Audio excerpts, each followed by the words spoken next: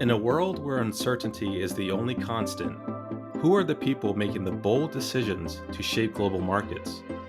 Welcome to Masters of Risk, the podcast that goes beyond headlines and dives deep into the minds of the leaders, visionaries, and strategists redefining how we think about risk.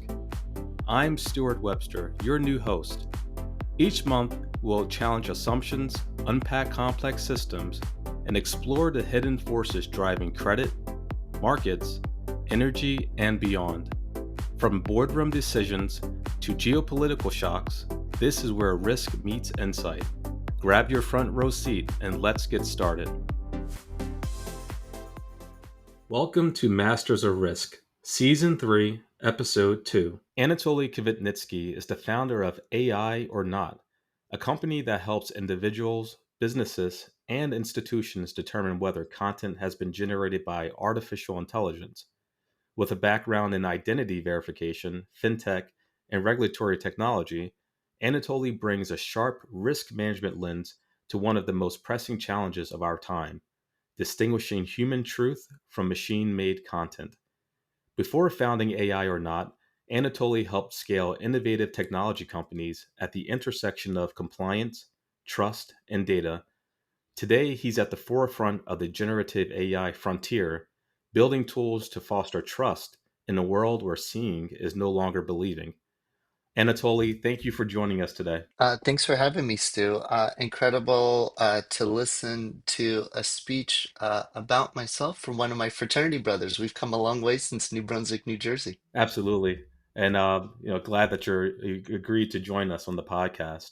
Now, as you mentioned, I know a lot about yourself and about the company that you founded, AI or Not, but many of our audience members may not know about AI or Not. So I guess let's just start with the basics. Can you give a quick overview of the company, AI or Not, and what does the company do? Who are your customers? And what problem are you solving? Yeah, happy to. So I started AI or Not with actually one of my dear friends, Johnny Nelson, who I've known since second grade, about a year and a half ago. And the reason I started it was when I saw what was happening with the innovation in generative AI, I did not think there was enough being done to try to fight the dark side that was coming from it. So, like you described, I spent a decade plus across financial services, risk, compliance companies, big and small.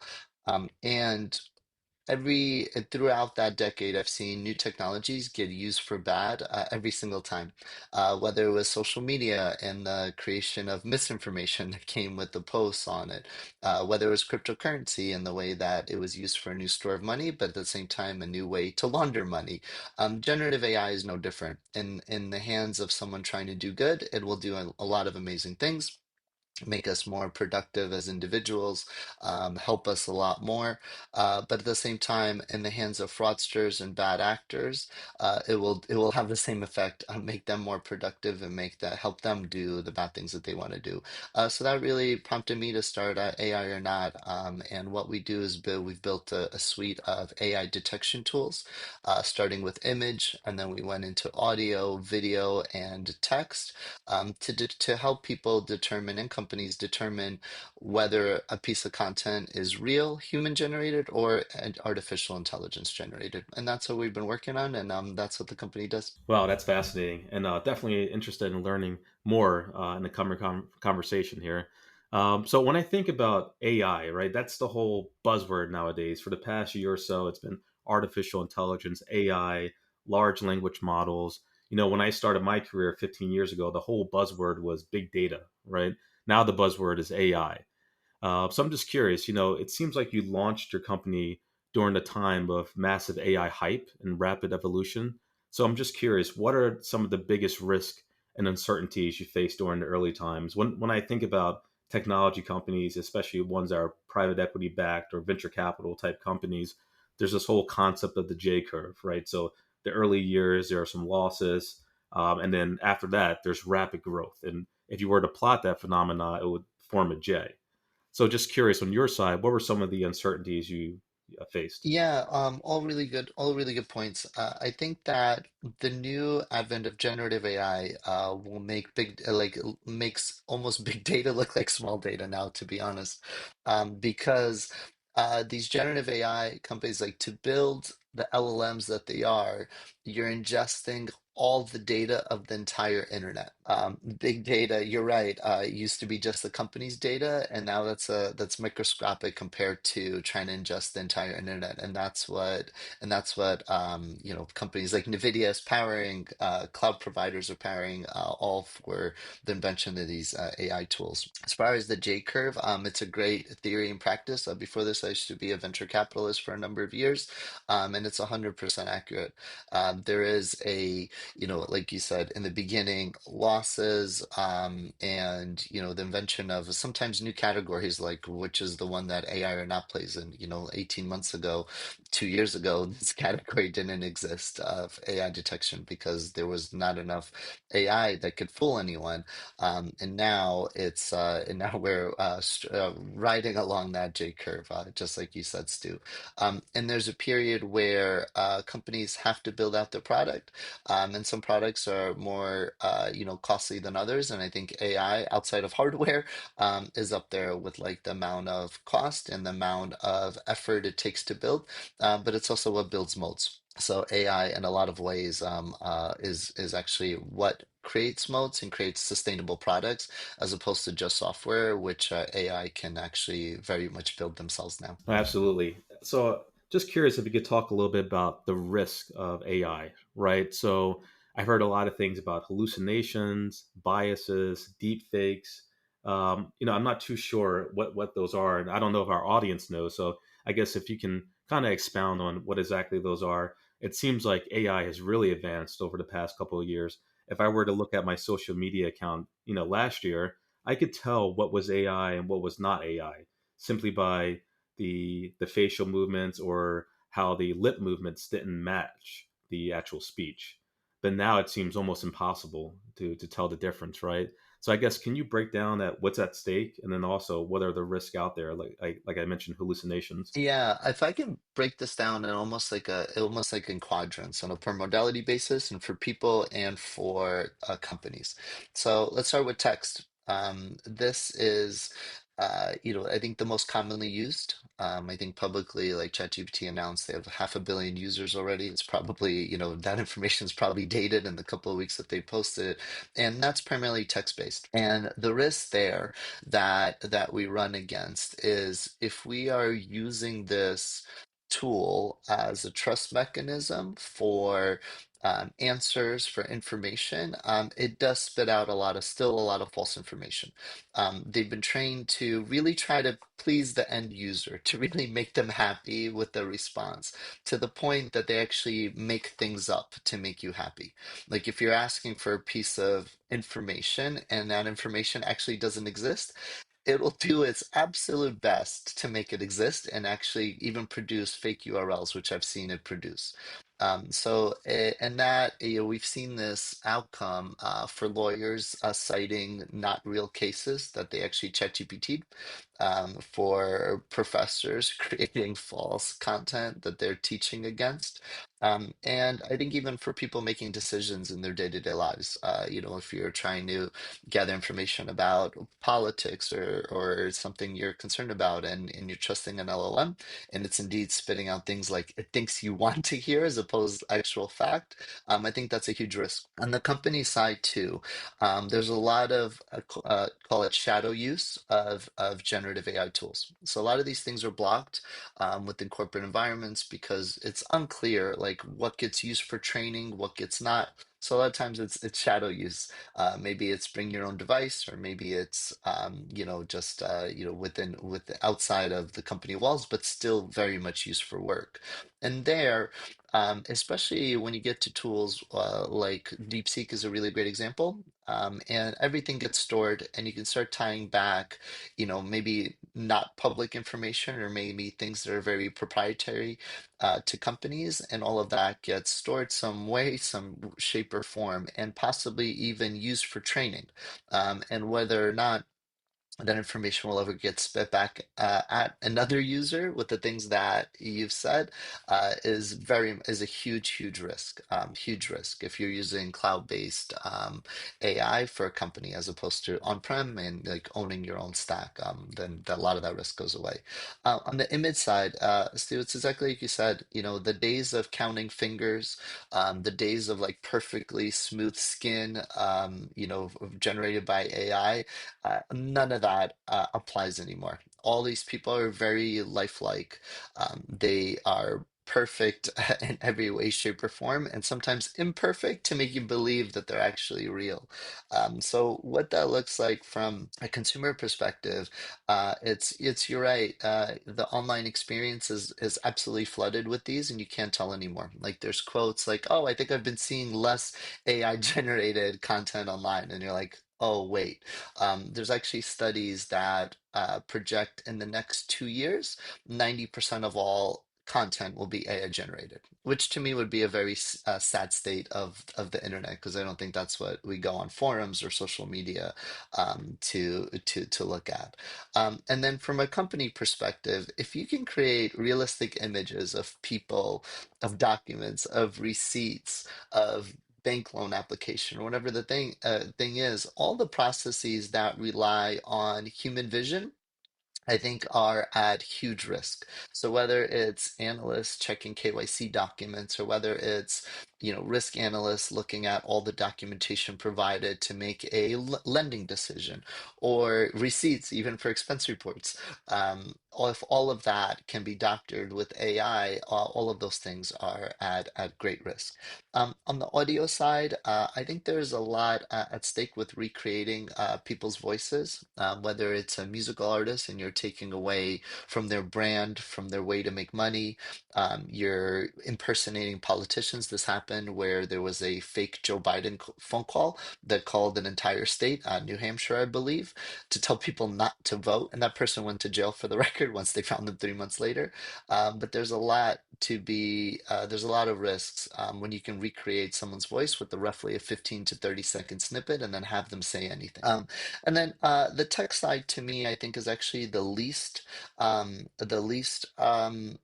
risky. But then when you start combining modalities like image, audio, and then video that combines all of that, it's really hard to discern what's real or what's not anymore. Wow, definitely a lot to take in there.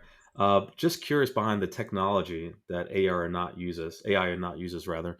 So, what type of technology do you guys use? Is it a proprietary model that you guys have, or proprietary code that helps you identify which text is AI driven, which audio is AI driven?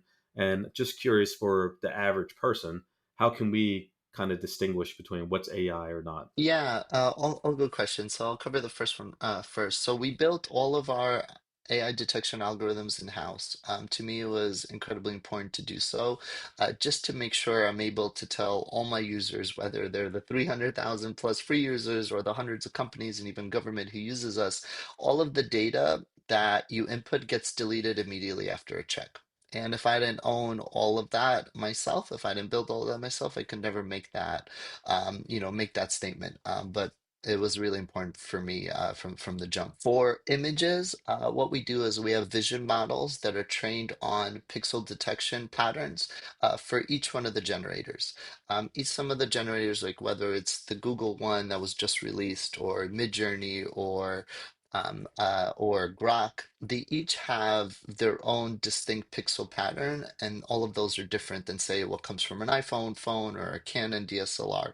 And we have trained computer vision models to detect and to discern the patterns between the two types.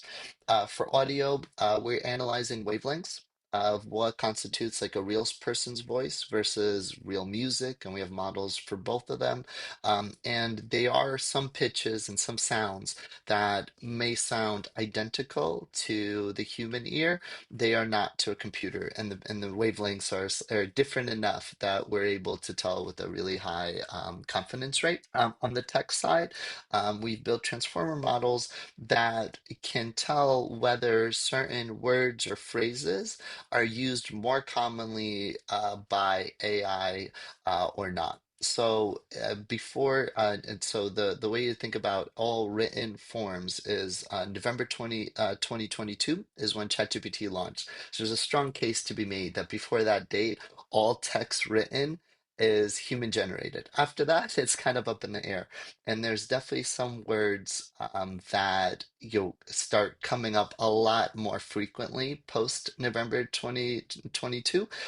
Things like delve, things like dashes and overuse of dashes, things and certain phrases that I'm sure we've seen that we can be like, oh, that's AI. So the system really takes apart those words, phrases, and sentence structures to be able to determine it. And yeah, that's how it works. How can people be able to tell today if the visual, like you said, Stu, if the visual cues start looking so real, you almost have to look for the context within the content. Like I hate to say it, but nowadays it's almost like you have to question everything. Because sometimes people even accuse real things of being AI, and this happened recently in French protests and Turkey protests. And people are accusing things of being AI when sometimes, in fact, they're real. And then sometimes, in fact, they are actually AI and they're being reported on as real. So it cuts both ways. So sometimes it's almost the context that has to be thought about too when you see a piece of content. And on the written side, I think certain words and certain structures are definitely skewed towards AI, and when you see things like that, and again the context feels and looks off, I think it's a really great red flag to determine that it's actually not real. I definitely just learned a lot there. So I'll make sure going forward when I email my clients, I won't use hyphens and I won't use the word delve. This way, they won't think it's AI generated. That's right. So when I think about our audience, many of them may be board members or risk officers or really just the management level of a corporations who want to start integrating, third party AI tools into their workflows, right? So I'm just curious, what types of questions should those board members or C-level executives ask of the third-party risk tools, just to make sure that they're credible? What type of questions should they ask when they're evaluating those tools? Yeah, it's a great question. The way that I would think about it is the data that you want analyzed or used by those tools, like how risky is it if someone else got their hands on it? And I think the decision then becomes, do you stand up your own solutions or do you use, cloud-based, API-based solutions? Like for example, if it's say medical records or financial statements or financial records that are not yet public, there's a strong case to be made to stand up your own. And though that sounds quite overwhelming, it's actually not that difficult to do. There's incredible open source models, even like the DeepSeek one. If you stand it up yourself, you own all the data in and out of it, and there's a strong and while you're still getting like 97, 98% of like what the closed proprietary tools provide in the cloud. But if it's more generic use or analytics, or you just want like the best possible model, then I think the API cloud route is a really, really great way and a quick way to get stood up really, really fast. If there's no proprietary data or data that can be tied back to any person, any PII, or any individual or company that shouldn't be, very, very strong case to be made to use the cloud-based API ones. So that's how I would think about it, about the risk reward for each. But at the end of the day, I can definitely see a world where many large enterprises, like S&P is a really great example, of having their own internal, like in-house versions of these LLMs stood up on their own cloud, so they know where the data gets used, how the data gets stored, while still creating and getting the benefit of creating your own AI-powered products. So it seems like AI or not, you're not only providing a product, but also a service as an advisor and also as a consultant in terms of artificial intelligence and how companies should integrate that into their platform. So that's really cool to see. You were quoted before saying, "We're entering a phase where people will need tools to believe what they see." So, just curious, what does trust look like in a world flooded with AI generated content? Is it a blue check? Is it some type of certification?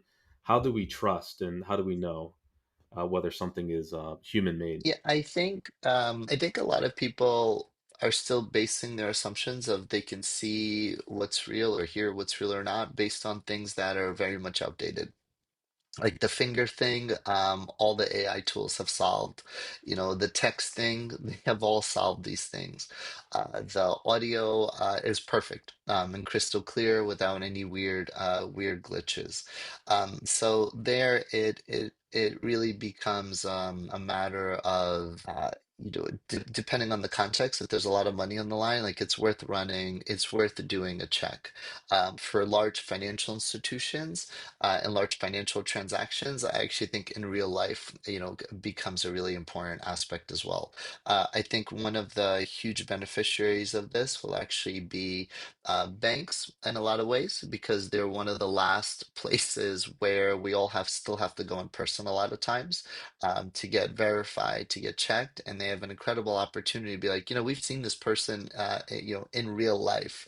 We didn't just like onboard them with a selfie check and an ID.